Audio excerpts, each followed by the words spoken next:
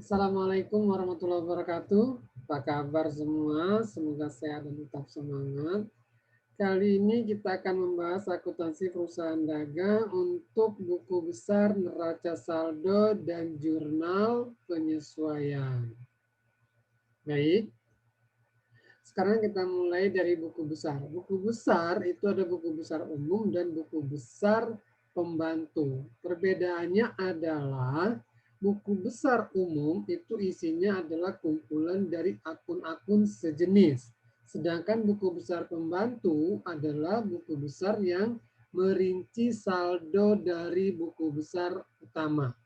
Jadi nanti total dari buku besar pembantu harus sama dengan total buku besar umumnya.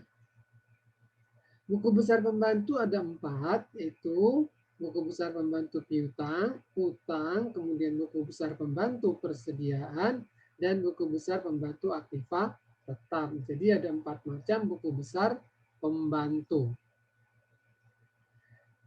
Ini adalah bentuk buku besar pembantu.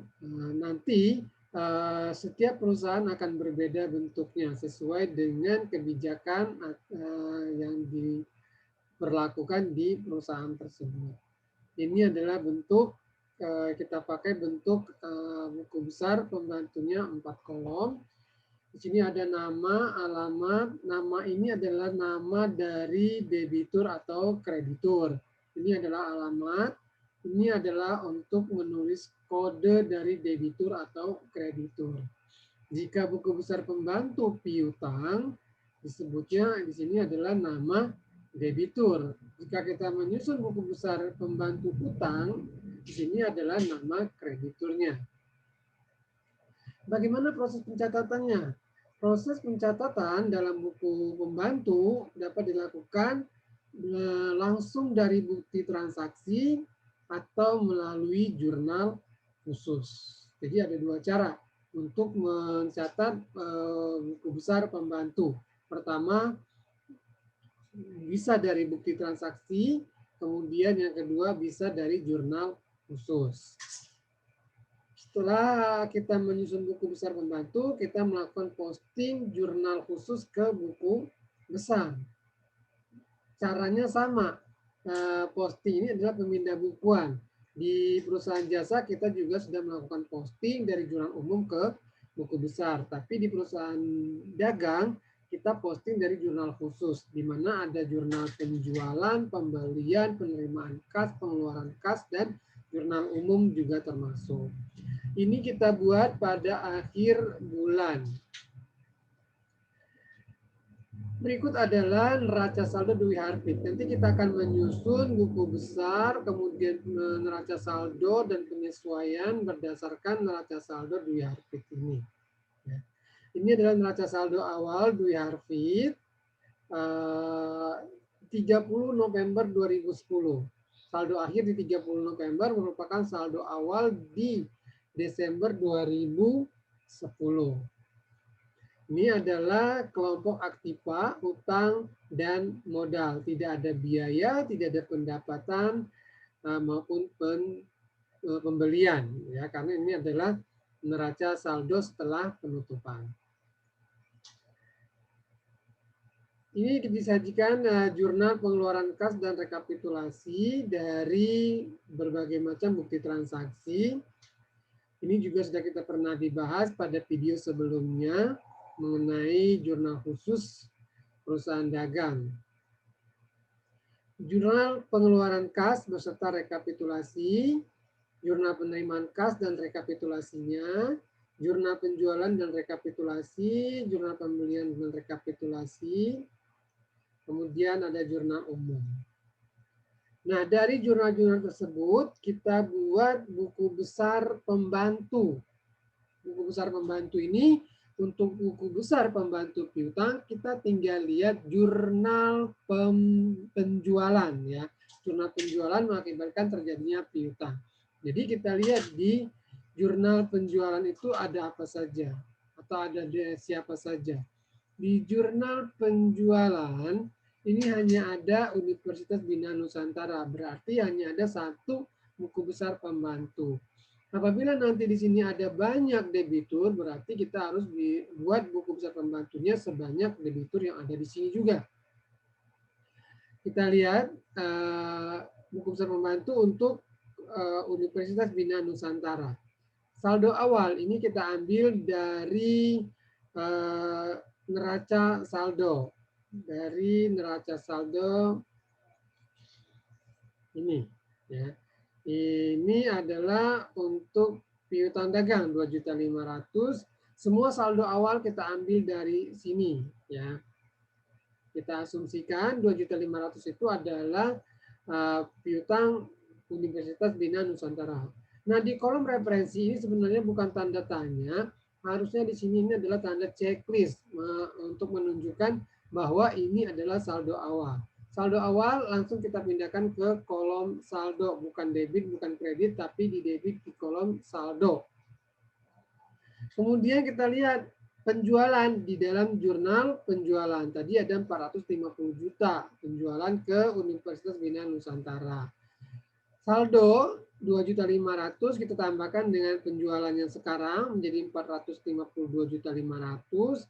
Kemudian kita lihat lagi adakah retur. Returnya kita lihat ke jurnal umum karena ini adalah penjualan kredit. Retur ada di jurnal umum di sini.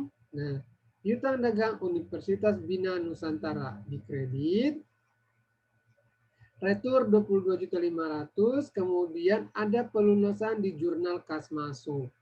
Sehingga saldo untuk piutang tetap 2.500.000. Nah, ini nanti harus sama dengan saldo yang ada di buku besar piutang. Begitu juga dengan pembantu utang.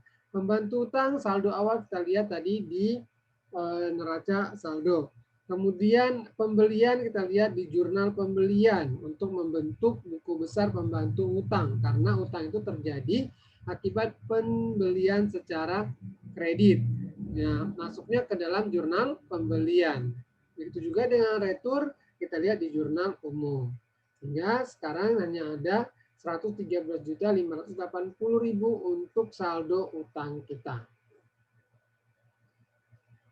Setelah kita menyusun buku besar pembantu, semua sudah kita buat, kita masuk ke buku besar. Kita posting semua yang ada di jurnal khusus. Pertama akun kas. Akun kas, nama akunnya kas, ini kode akunnya. Saldo awal sama kita ambil di neraca saldo yang tadi.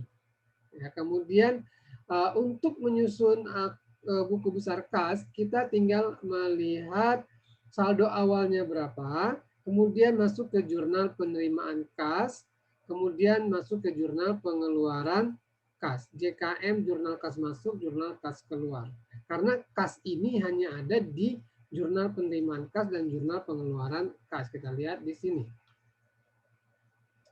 Jurnal pengeluaran kas, kasnya di kredit. Ini yang kita ambil, kita pindahkan. Berbeda dengan perusahaan jasa. Kalau perusahaan jasa kita posting satu persatu ini. Kalau di perusahaan dagang, totalnya kita ambil. Total dari kasnya berapa, kemudian nanti di penerimaan kas juga berapa. Kita masukkan dulu saldo awal, kemudian penerimaan kas, setelah itu baru pengeluaran kas. Supaya nanti saldonya tidak minus. Kalau nanti kalian masukkan saldo awal kemudian pengeluaran nanti akan minus. Kemungkinan ya kalau saldo awalnya sedikit akan menjadi minus di sini. Saldo awalnya debit, kemudian ada penerimaan kas di jurnal kas masuk. Nah, sehingga sekarang 664.925.000. Kemudian di jurnal pengeluaran kas ada pengeluaran. Sehingga saldonya tinggal 599.325. 599.325.000. Begitu juga dengan piutang. Piutang ini kita ambil dari saldo awalnya berapa, sumber piutang itu yang harus dianalisa. Piutang itu akibat dari penjualan secara kredit. Berarti kita melihatnya di jurnal penjualan. Karena penjualan kredit, kalau ada retur kita lihat di jurnal umum.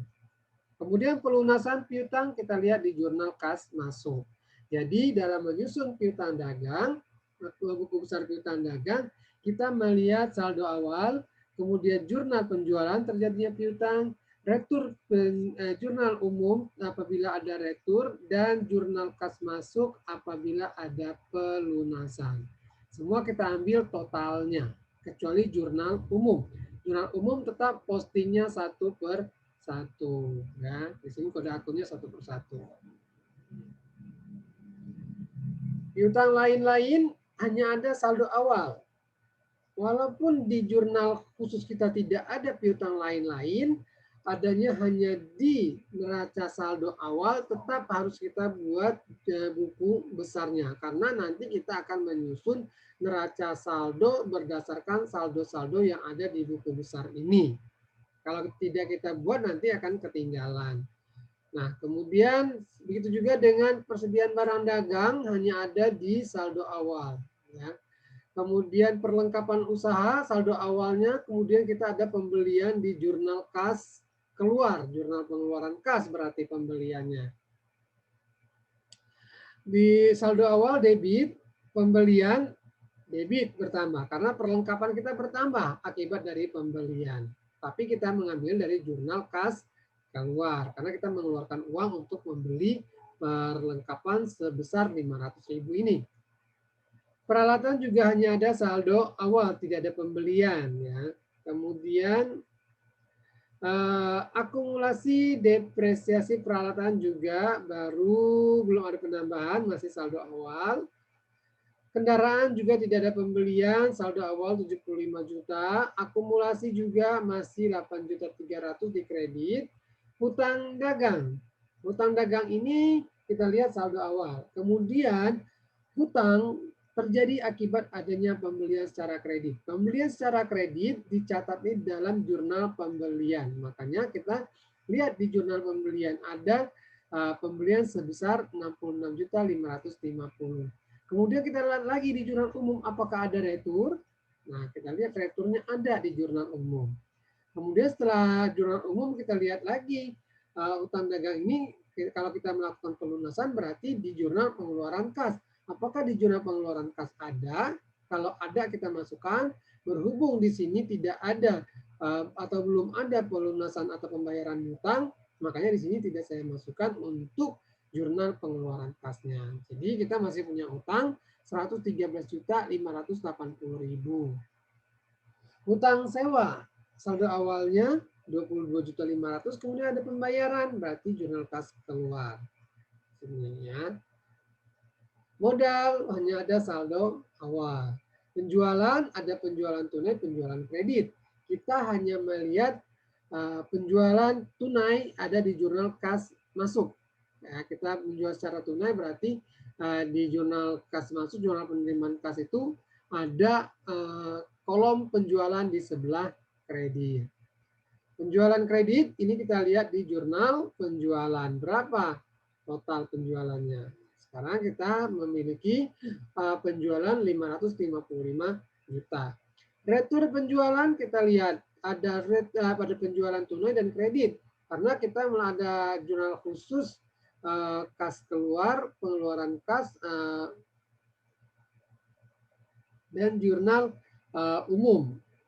Yang tunai, retur penjualan tunai masuk ke jurnal pengeluaran kas. Kita lihat di sini ada debit.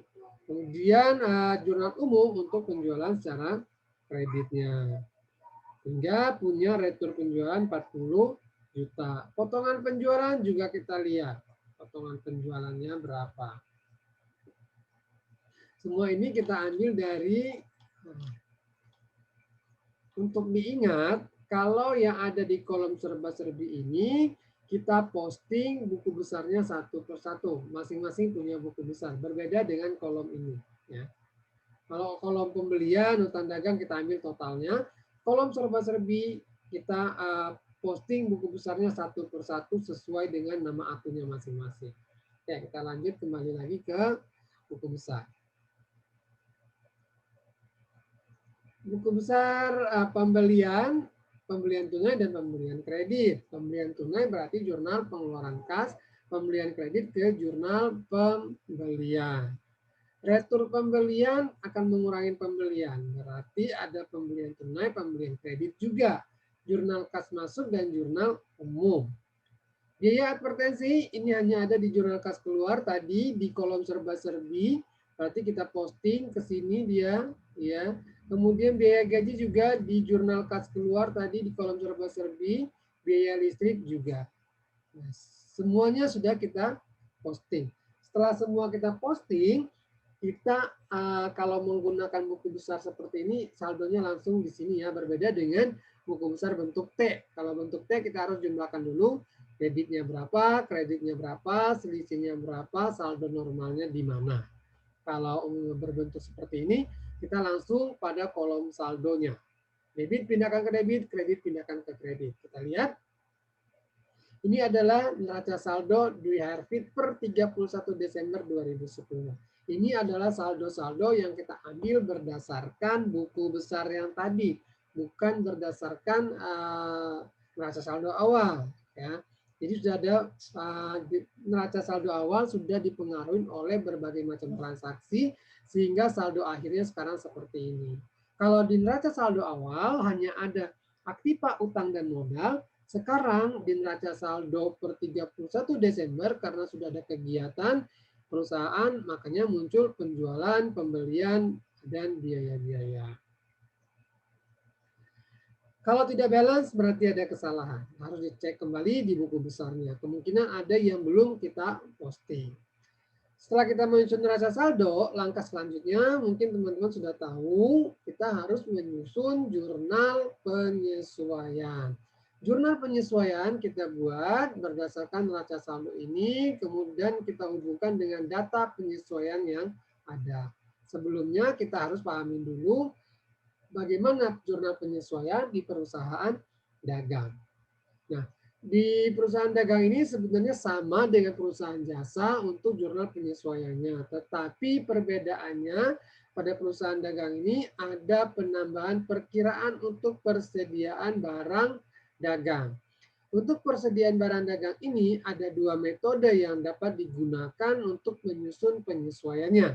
Pertama, metode penyesuaian ikhtisar laba rugi. Kalau ikhtisar laba rugi, selain penyesuaian yang biasa kita buat di perusahaan jasa, ditambah lagi dengan persediaan barang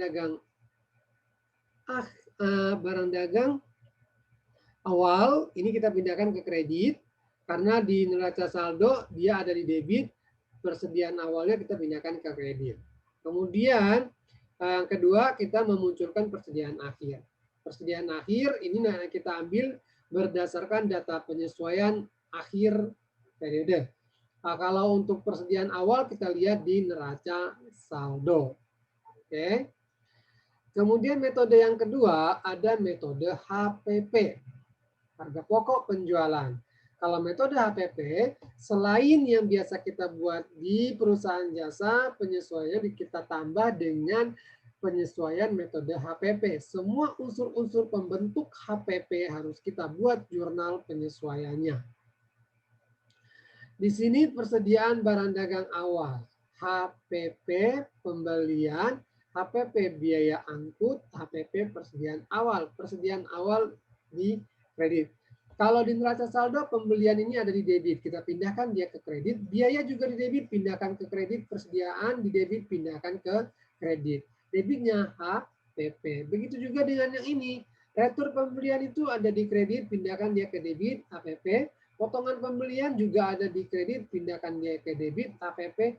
Persediaan akhir kita munculkan persediaan akhir di debit. Kemudian HPP. Sama, ini semua kita ambil di neraca saldo, persediaan awal juga, kemudian persediaan akhir kita ambil dari data penyesuaian. Nah, di sini ada data penyesuaian Dwi Harvit per 31 Desember 2010. Ini kita membuat jurnal penyesuaian berdasarkan neraca saldo yang ini tadi. Nah, dari sini kita buat jurnal penyesuaiannya. Nah, ini datanya ya. Persediaan barang dagang, merchandise inventory yang ada pada akhir periode 20.500.000. Ini adalah persediaan akhir. Persediaan awalnya di mana? Ada di neraca saldo. Persediaan barang dagang awal 27.500.000.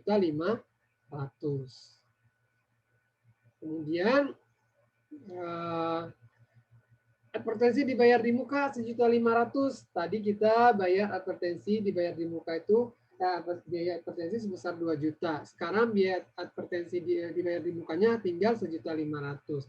Ini memerlukan analisa. Dan ini semua sama caranya dengan perusahaan jasa. Gaji yang masih harus dibayar, masih ingat kan? Sewa yang masih harus dibayar, penyusunan kendaraan, penyusunan peralatan. Nanti kita akan sajikan 2 metode penyesuaian. Tinggal kita pilih salah satunya nanti yang mana yang diminta oleh soal, ya. Nah, di sini saya sudah menyajikan 2 metode penyusunan jurnal penyesuaian di perusahaan dagang ini, di Dwi Harpit. Di sini ada yang saya warnain. Ini warna ini yang berbeda. Yang ini semuanya sama. Advertensi dibayar di muka, advertensi dibayar di muka.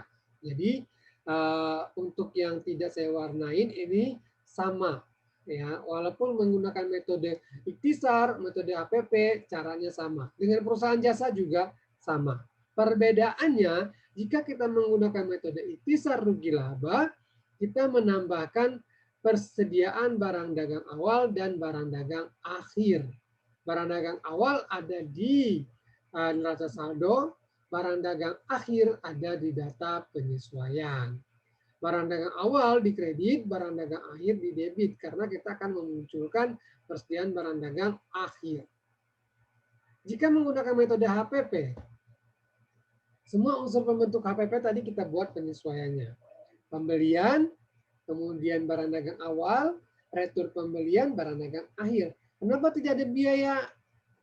Karena di sini tidak ada biaya pembelian.